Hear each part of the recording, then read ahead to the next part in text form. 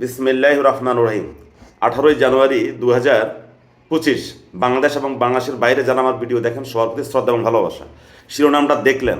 আলোচনার বিষয় হলো বাংলাদেশের বিএনপি নামক দলটা কি ভারতের ফাঁদে পা দিয়েছে কিনা, এটা নিয়ে মূলত আলোচনা। আজ দুদিন যাবৎ বিভিন্ন সামাজিক যোগাযোগ মাধ্যম এবং বিভিন্ন মাধ্যমে একটি কথা বেশ স্পষ্টভাবে প্রচার হচ্ছে যে বিএনপি নাকি ভারতের ফাঁদে পা দিয়েছে এবং বিএনপি ভারতের পায়ে পা মিলিয়ে চলার চেষ্টা করছে। কথা অত্যন্ত ভয়ঙ্কর এবং তাৎপর্যপূর্ণ। বিএনপি ভারতের ফাঁদে পা দিয়েছে, কোন ফাঁদ, সেই ফাঁদটা কি, এটা কেউ স্পষ্ট করে বলছে না। কিন্তু ফাঁদটা তো আমাদেরকে আগে জানতে হবে যে ফাঁদটা কি। যাই হোক, যে কথাটা স্পষ্টভাবে যেটা বুঝি, বিএনপির নেতাকর্মীরা রাগ হোক আর যাই হোক, আমি স্পষ্টভাবে একটা কথা বলি, ভারত বিএনপিকে বিশ্বাস করে না। বেগম খালেদা জিয়া, তারেক রহমান যদি গলা কেটেও দেয়, যে গলা কেটেও যদি বলে যে আমরা ভারতকে পছন্দ করি, বাংলাদেশে বিএনপি নামক দলটার মাঠ পর্যায়ে যত নেতা কর্মী সমর্থক এবং ভোটার আছে, এদের 99% লোক ভারতকে পছন্দ করে না। এক ভাগ করে কিনা সেটা রেখে দিলাম, এক ভাগ, 99% লোক ভারতকে পছন্দ করে না। সুতরাং খালেদা জিয়া, তারেক রহমান ভারতের পক্ষে সর্বস্ব বলার পরও কিন্তু কর্মীরা ভারতকে বিশ্বাস করবে না। তখন কিন্তু বিএনপি দুটোই হারাবে। এখন যদি বিএনপিকে ভারত বিশ্বাস করত, তাহলে কিন্তু বাংলাদেশে আজকে 17 বছর পর্যন্ত শেখ হাসিনা একটা এই দেশ শাসন করার কথা ছিল না। কিন্তু শেখ হাসিনা শাসন করেছে।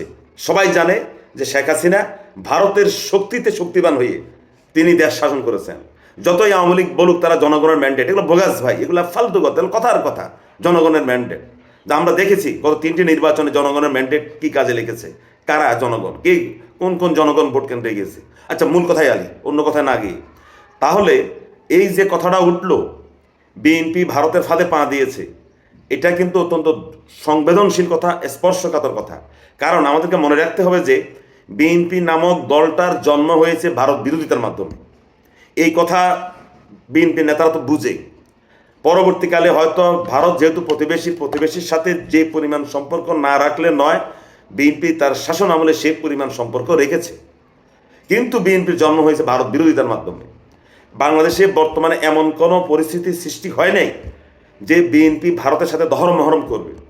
আজকে যদি আওয়ামী লীগ নামক দলটা বিলুপ্ত হয়ে যেত, তাহলে একটা কথা বিশ্বাসযোগ্য হতো যে ভারত এখন আওয়ামী লীগের পরিবর্তে বিএনপিকে বিশ্বাস করে। যেহেতু আওয়ামী লীগ বিলুপ্ত হয়নি, আওয়ামী লীগের সভানেত্রীকে ভারত একটা মোটামুটি একটা ভালো আশ্রয় দিয়ে রেখেছে এবং আওয়ামী লীগের নেতা কর্মীরা দেশে এবং বিদেশে অবস্থান করছে। সুতরাং ভারত আওয়ামী লীগকে বাদ দিয়ে বিএনপিকে ক্ষমতায় বসার জন্য চেষ্টা করবে, এটা ভুল কথা রে ভাই, এটা কমপ্লিট ভুল কথা। এখন অনেকে বলতে চায় যে বিএনপি যে দ্রুত নির্বাচন চায় এটা ভারতের ফন্দি। আসলে ভাই, এটা ভারতের ফন্দি না, এটা ভারতের ফাঁদও না। বিএনপি বরং যত দ্রুত নির্বাচন চাচ্ছে, এটা এই দেশের জনগণের জন্য মঙ্গলের জন্যই ভালো হবে। মনে রাখবেন, যত নির্বাচন দেরি হবে আওয়ামী লীগ তত রাস্তায় ওঠার সুযোগ পাবে। আওয়ামী লীগের অনেক নেতা কর্মীরা এখন কোর্ট থেকে জামিন নিয়ে ধীরে ধীরে বের হয়ে আসতেছে। নির্বাচন দেরি হওয়া মানে আওয়ামী লীগ সুসংগঠিত হওয়া। যদি 5ই অগস্টের পর যদি একটি সর্বদলীয় বৈঠক করে যদি এই গত ডিসেম্বরে বা জানুয়ারির মধ্যে নির্বাচন হতো, আমি বললাম তো বাংলাদেশে 300 আসনের মতো 10-12টা আসন বাদ হিসাব করলে এই 10-12টা আসন রেখে বাকি কোনো আসনে আওয়ামী লীগ প্রার্থী দেওয়ার সুযোগ পেত না। আজকে যদি এই অবস্থা হয়, এটা আমরা সবাই দায়ী। যারা আমরা 5ই অগাস্টের গণ অভ্যুত্থানের পক্ষের লোক, আমরা সবাই কম বেশি দায়ী। এই আগামী যদি আওয়ামী লীগ নির্বাচন করার সুযোগ পায়, তার কারণ আমরাই আওয়ামী লীগকে সংগঠিত হওয়ার সুযোগ দিয়েছি, আমরাই আওয়ামী লীগকে আগামীতে নির্বাচন করার সুযোগটা দিয়েছি। এই হলো মূল কথা। যাই হোক, আমার বক্তব্য সংক্ষিপ্ত। বিএনপি যদি ভারতের ফাঁদে সত্যিকারভাবে পা দেয়, মনে রাখতে হবে বিএনপি দেশের জনগণ থেকে বিচ্ছিন্ন হয়ে যাবে। বিএনপির জন্ম হয়েছে ভারত বিরোধিতা দিয়ে। সুতরাং ভারতের বিরুদ্ধে যত যৌক্তিক বিরোধিতা আছে বিএনপির, তা করতে হবে। ভারতের সাথে সুসম্পর্ক রাখার জন্য পার্শ্ববর্তী দেশ হিসাবে যা যা করা দরকার সেটাও বিএনপিকে করতে হবে। একচেটিয়া ভারতের কোনো ফাঁদে পা দেওয়া যাবে না। ধন্যবাদ সবাইকে।